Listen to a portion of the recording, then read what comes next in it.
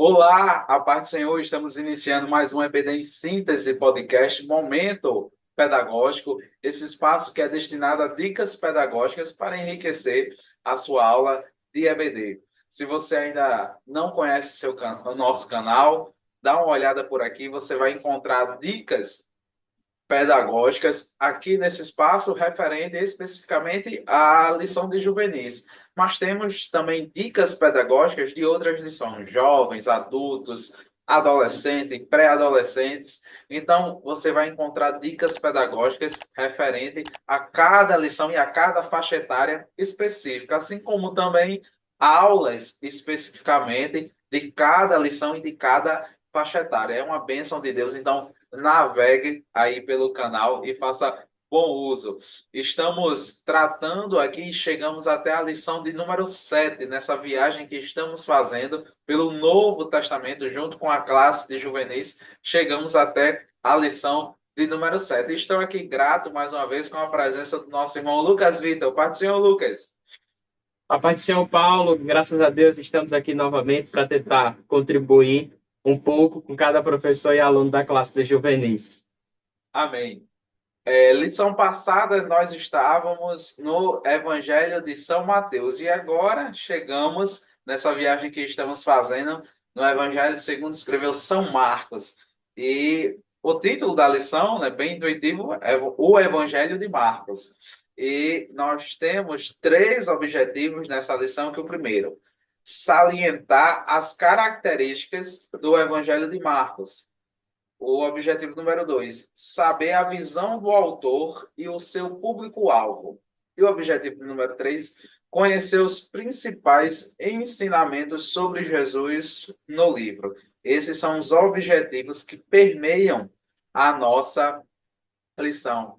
E, como eu digo sempre, Lucas, que dica valiosa você traz para os nossos professores e alunos, aqueles que acompanham o nosso canal aqui, é EBD em Síntese Podcast Momento Pedagógico. Amém, graças a Deus. Nós hoje vamos, né, trazer dicas sobre o Evangelho de Marcos, e eu já venho dizendo desde a lição passada que os evangelhos eles são grandes compêndios, né? E que às vezes o professor ele tem que seguir pelo caminho aí da síntese ou do panorama geral para tentar sempre abordar o todo, né? O todo, trazer uma visão geral para os alunos. Com o Evangelho de Marcos não será diferente. Eu sempre estou caminhando aí pela linha agora dos esquemas, né? Porque eu acho que facilita o professor passar aí o entendimento para os seus alunos, principalmente no Evangelho de Marcos, porque o Evangelho de Marcos é o menor dos evangelhos, ele tem 16 capítulos só, mas é um evangelho extremamente dinâmico. Parece que Jesus está sempre andando nesse evangelho, né? Parece que Jesus está sempre ali em movimento. Eu até costumo brincar e dizer que esse é o evangelho da ação. Jesus está sempre se movimentando, ele está sempre fazendo algo, ele está sempre saindo de cidade em cidade. Então, é um evangelho muito dinâmico. E para isso, para mostrar esse dinamismo do Evangelho de Marcos, eu também sugiro outro esquema que o professor ele pode estar utilizando. Esse esquema é uma divisão do Evangelho de Marcos, nós já estamos compartilhando na tela, deu certo? Então, é uma divisão do Evangelho de Marcos. Essa divisão eu baseei ela numa divisão que é feita no Manual Bíblico da SBB, que eu achei muito interessante. Eles dividem o Evangelho de Marcos em 5 partes, e o professor também pode estar trazendo essa divisão do Evangelho de Marcos em 5 partes. A primeira parte é intitulada de Boas Novas, né?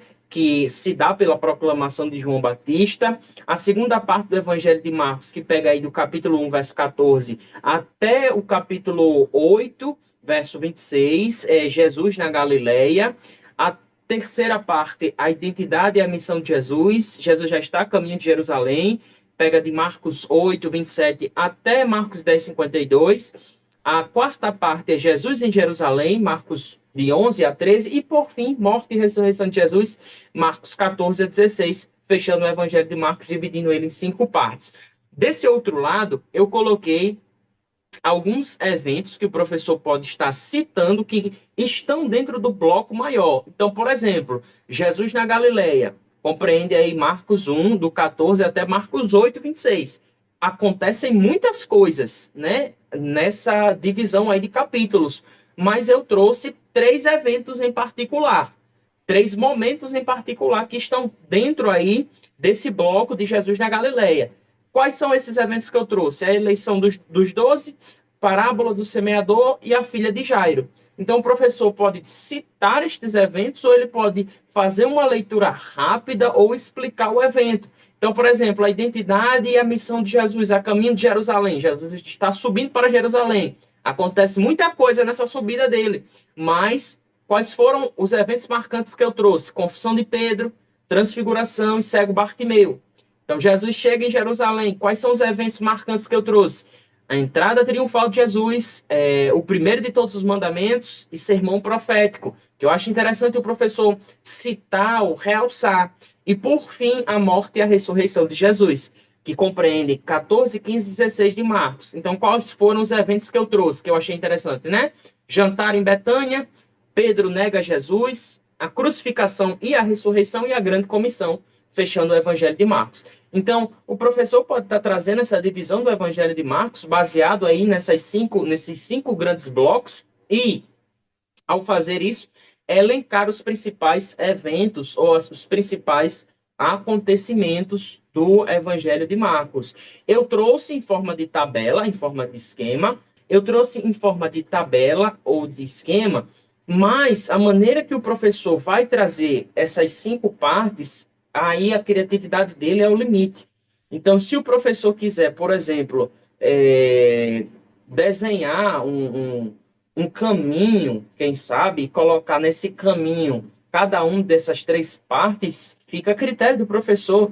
Se o professor quiser fazer uma amarelinha na classe dele, e nessa amarelinha colocar cada parte dessa, também fica a critério do professor. Porque eu trouxe em forma de esquema, de tabela, porque eu sou mais sistemático. Mas os professores que são mais dinâmicos, eles podem fazer dessa divisão de 5 partes aí, trazer essa divisão de muitas maneiras diferentes, de muitas formas, porque o professor ele tem essa liberdade de mexer, de dinamizar, de trazer o conteúdo de várias maneiras diferentes, de aplicar de formas diferentes. Então, eu estou trazendo um modelo para o professor, mas o modo como você vai aplicar o professor na sua sala fica a seu critério. Se você quiser fazer aí, dividir cada uma dessas 5 partes, talvez em grupos, aí cada grupo ficar com uma parte, cada grupo elencar dentro desses blocos, né, acontecimentos que lhe chamam mais atenção, ou características, fica a critério. Então, o professor ele pode estar trazendo essa divisão, que eu acho interessante, consegue abarcar todo o Evangelho de Marcos, porque como ele é menor, a gente consegue ter uma abrangência maior, né? Porque ele é menorzinho. Então, o professor consegue ter uma visibilidade geral e a maneira como você vai aplicar estas 5 partes do Evangelho, você tem aí total e completa autonomia de fazer, quem sabe, esse esquema que eu trouxe, ou então de maneira mais dinâmica e criativa. Aí vai da sua imaginação e do conhecimento aí dos seus alunos e da sua classe. Amém, Lucas, dica valiosa. Eu acredito que essas lições e até os objetivos que elas nos trazem, desde a lição de Mateus, que foi a lição passada, essa agora de Marcos e posteriormente a de Lucas, a gente vai ver até nos objetivos da lição essa volta-se e geralmente a gente cai muito para a produção do esquema, porque é a síntese, né, do que está ali narrado no Evangelho. E eu também trouxe aqui alguns pontos, né, para contribuir na aula do professor, mas eu trouxe especificamente sobre o autor do livro. Na lição, ele traz dentro do tópico número 1, ele traz sobre a visão do autor e ele vai falar sobre Marcos, e Marcos é uma figura do Novo Testamento, a qual eu gosto muito, né? Gosto muito do Evangelho e gosto muito da história particular de Marcos. E você pode, eu trouxe aqui esse quadro para você, pode estar mostrando aos seus juvenis sobre a vida de Marcos, né, de São Marcos. Aí eu coloquei aqui o título Atuação de São Marcos no Novo Testamento. Coloquei aí a referência, o texto bíblico e a atuação. Qual foi essa atuação dele? Esses textos, muitos deles a gente já teve contato lendo a Bíblia, mas aqui eu deixo uma dica, que como esse é espaço das dicas, né, Lucas? Dicas É verdade. pedagógicas. Utilize as novas tecnologias. Eu fiz esse quadro, Lucas, pelo chat GPT.